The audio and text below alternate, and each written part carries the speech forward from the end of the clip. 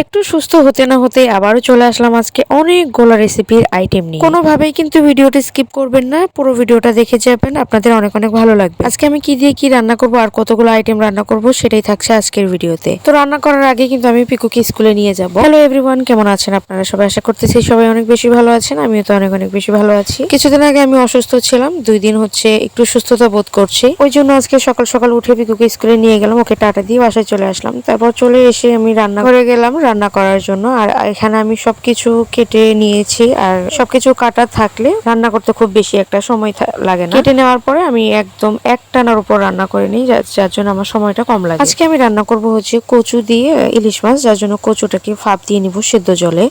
আমি কিন্তু আজকে 2টা নতুন আইটেম আপনাদেরকে দেখিয়ে দিব। শুরুতে আমি কিছু কাঁকরোল আর হচ্ছে চাল কুমড়া 2 ফালা করে কেটে নিয়েছি, এই দুটোকে আমি একসঙ্গে সেদ্ধ করে নিব। সেদ্ধ করে নেওয়া শেষ, এরপর কিন্তু আমি নামিয়ে নিব। তবে খুব বেশি সেদ্ধ করব না, হালকা ভাবে সেদ্ধ করব। বেশি সেদ্ধ করলে আবার ভেঙে যেতে পারে। তো ঠান্ডা করার জন্য একটা সাইডে রেখে দিলাম। তো সেই ফাঁকে আমি মাছগুলো ভেজে নিব। মাছগুলো ভাজা হয়ে গেলে তারপর কিন্তু আমি নামিয়ে নিব। বলতে পারেন আজকে হচ্ছে এটা একটা ছোট্ট খাটো মিনি ব্লগ। তো মাছগুলো ভেজে নেওয়া শেষ হয়ে গেলে তারপরে একই তেলের মধ্যে কিছু পেঁয়াজ কুচি দিয়ে দিচ্ছি, আর এখানে দিব পেঁয়াজ আর জিরা বাটা, সাথে দিব হলুদ, লবণ, মরিচ গুঁড়া। এবার ভালোভাবে মশলাগুলোকে কষিয়ে নিব। সেই সাথে তোমাদের একটা কথা বলে রাখি, তোমরা যারা নতুন কাজ করছো তোমরা হতাশ না হয়ে মন দিয়ে কাজ করে যাও। এখন কিন্তু নতুনদেরকে বেশিরভাগ কন্টেন্ট মনিটাইজেশন দিচ্ছে ফেসবুক। এরপর মশলা কষানো হয়ে গেলে ওই যে সেদ্ধ করে রাখা কচুগুলো দিয়ে দিলাম। এরপর হচ্ছে পরিমাণ মতো জলটাও দিয়ে দিলাম। জলটা যখন একটু গরম হয়ে আসবে তখন কিন্তু মাছগুলো দিয়ে দিব। তার জন্য একটু ঢাকা দিয়ে দিব 5 মিনিটের জন্য। তো ঢাকনা খুলে এরপর আমি মাছগুলোকে দিয়ে দিব, আর 5 মিনিটের মতো জাল করে কিন্তু নামিয়ে ফেলবো।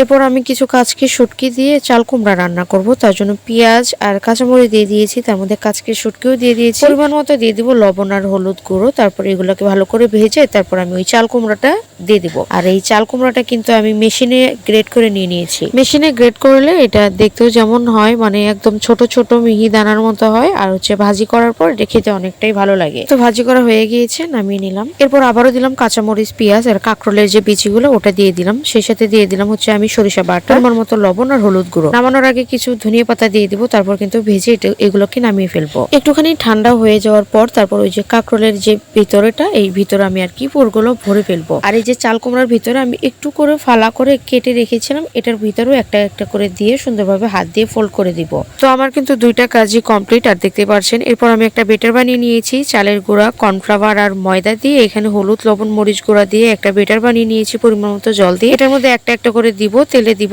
ভাজবো, আর ভাজা হয়ে গেলে নামিয়ে নিব।